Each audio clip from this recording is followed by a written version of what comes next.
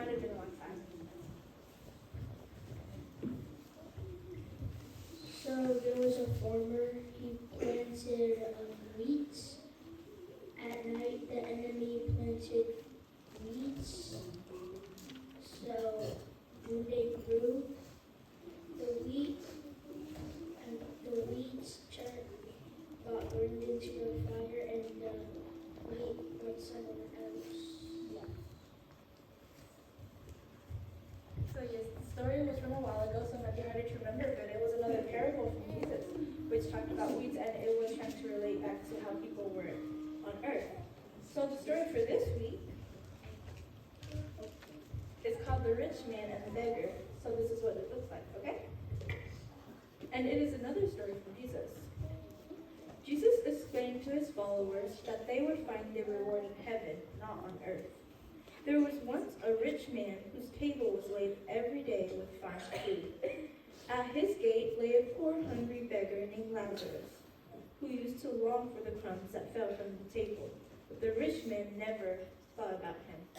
At last, Lazarus died, and the angels carried him to Abraham's side, where he felt no more pain or hunger. Sometime later, the rich man also died, but no angels came for him. He was sent to the place for wicked people. In torment, he begged, "Father Abraham, have pity and send Lazarus to dip his fingers in water and cool my tongue, for I am so thirsty." Abraham replied, "Son, you received your good things on earth while Lazarus suffered, but now he is comforted here and you are in agony." The rich man pleaded that his brothers might be warned, but Abraham told him the prophets had already given plenty of warnings. It would be their own fault if they didn't change their ways in time to avoid the same fate as him. Okay, so this is another story from Jesus. So now I'm going to ask you a few questions. Where did Jesus say that people will find their reward?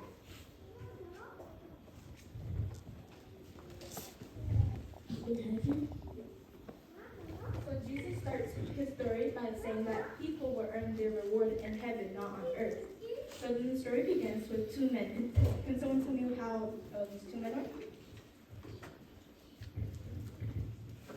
The first man was a rich man, and the second man was a beggar. So it opens up with a rich man who lives in a big house, and his table is always laid out with food. And there's a beggar, and every day the beggar begs for food. But what does the rich man do? He ignores him. Yeah. So every day, even though the beggar stood outside the gate waiting, the rich man just ignored him. And one day, the beggar finally died. So what happened when he died? Yes, into heaven. When the rich man died, angels carried him away to heaven, where he stood by Abraham's side. And then a little while later, the rich man died. But what happened to the rich man? No angels came for him. That's right. When the rich man died, no angels came for him, and he was sent to be tormented in the place with the wicked people. And while he was there, what did he beg from Abraham? What did he ask?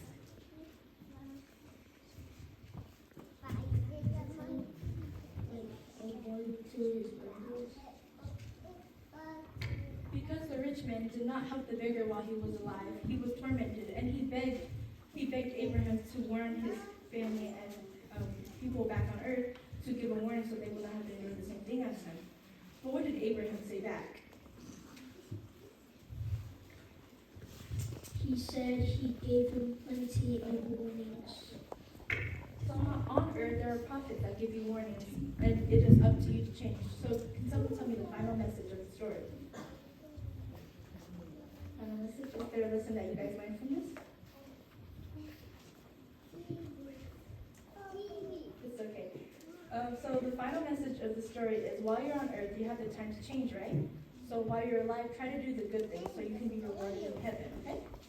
This is the story for this week. If you guys could try to remember it for next week, that would be great. And everyone get a piece of candy from Bunny. Thank you.